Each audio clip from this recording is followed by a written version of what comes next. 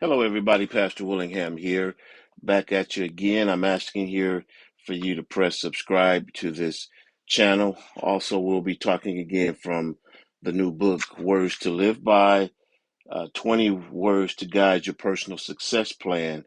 I'm Pastor Brian Willingham again, and the book is on Amazon.com. One of the things I wanted to discuss with you today is how goal setting involves conquering fear.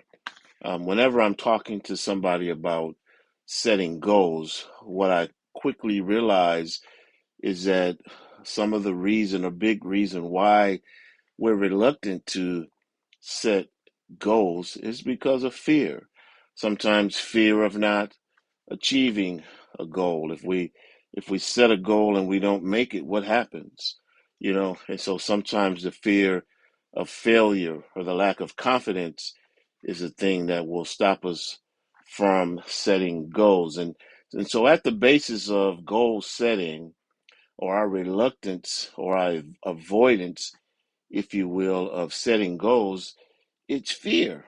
But this is why we need goals. Having goals is an acknowledgement that there's something we feel we've yet to accomplish. And so this is why we have goals. And because the courageous person has goals, because it's an admission. When you have goals, it's an admission that there's something that I want to have or something that I believe I should have that I don't have. And when we don't have goals, it is somewhat of a self deception to not have goals, because what you're saying is, I'm okay where I am, or I'm perfect where I am. And so none of us should be okay with where we are. But if you don't have a goal, then you haven't acknowledged that maybe there's a higher level you can go to, or there's a thing that you don't have that you should have or could have. And so not having goals, it takes you out of the equation. It stops you from having any sense of personal accountability or achievement. And so having goals is just that. It takes courage to set goals, because it's going to reveal, goal setting reveals the fact again that there's something that we're missing in life that we want to have. And that takes courage again, because it's revealing. When we set a goal, it's saying to us, I'm lacking something. And I think that's okay because you can't achieve something until you realize what it is that you're lacking.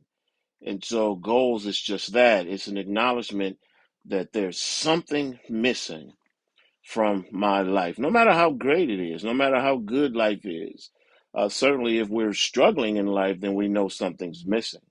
But even when we're having some level of success in life, it's okay to say, hey, I'm still missing something, or there's another level that I want to go to. And so, furthermore, whatever the something is that we feel is necessary to our development and our purpose in life. Whenever we set a goal, we're saying that whatever that something is, it feels necessary for me, to our development, for my life's purpose. I set a goal because not only I feel like I'm missing something, but I'm also saying whatever that something is that I'm missing, I need it, and it's essential to the purpose of my life. Goals represent things that we can't live without. And that would be why I would have a goal, because it would be something that I don't want to live without, something I'm tired of living without. And there should be something, again, for everybody, that I'm tired of going without, fill in the blank. I'm tired of living my life without whatever it is that I'm missing. And so once we establish goals, we have to ask ourselves also a critical question. Why don't I already have the desired goal? Why don't I already have it? That's another point of accountability.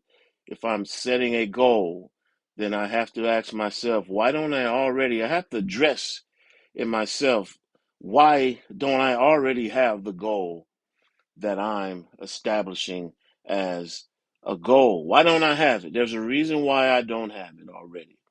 And why aren't we already living the life that we desire to live?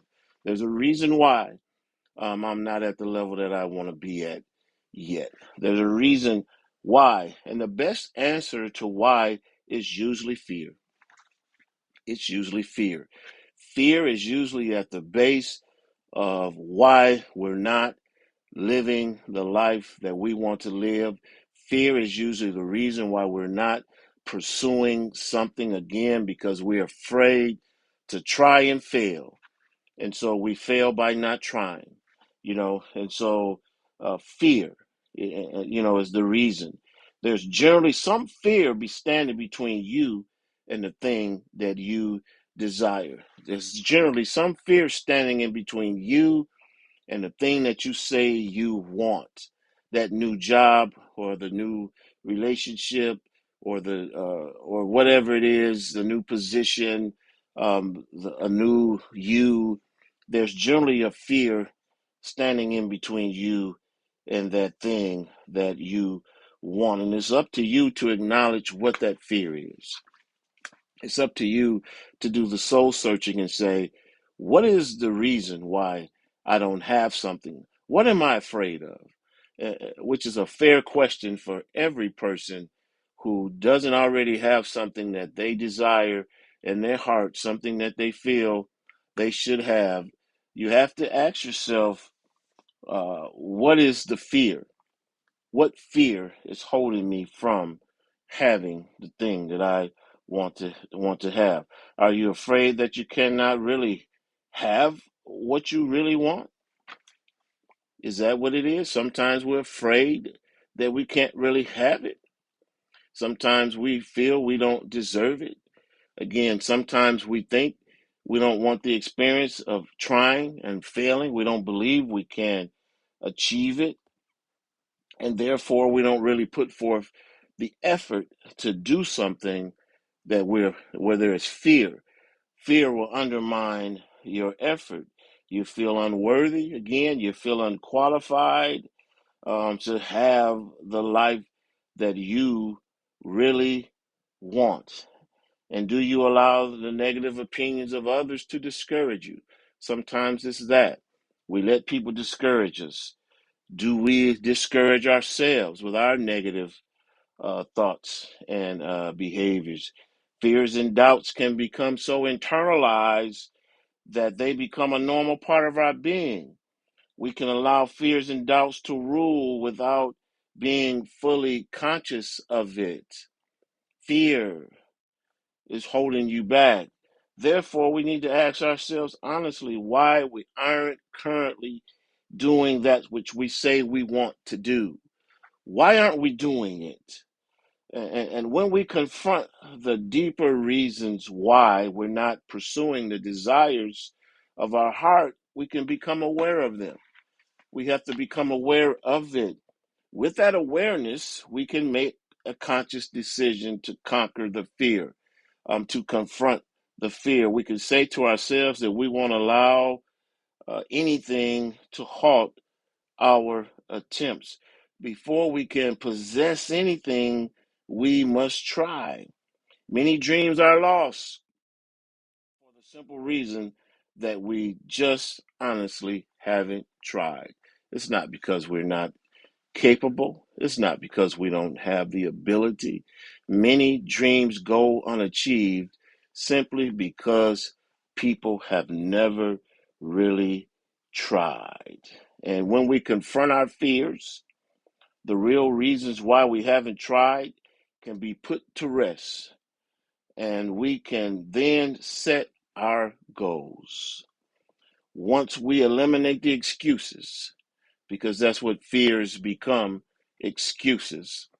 Once we eliminate the excuses, we can embrace what we want without the obstructions, The only real barrier between us and achieving our goals is us. we are the biggest reason why we're not doing what it is we want to do. There was never anything or anybody else preventing you. No matter how much we could blame, no matter how much we can point the finger, there was never anybody or anything else preventing you from doing what you wanted to do. We are always the biggest reasons why we're not achieving something. Once we realize this, we can write down our goals that we've always wanted and achieve them and get to work. And so we're going to talk more about journaling in the next session. And so, again, but this lesson today was just about conquering fear, dealing with fear, and fear being the main reason that stops us from setting goals. And so, again, press subscribe on this channel. And if you will, look for the book, Amazon.com, Words to Live By, 20 Words to Guide Your Personal Success Plan. Have a great rest of your day, and I'll talk to you soon. God bless you.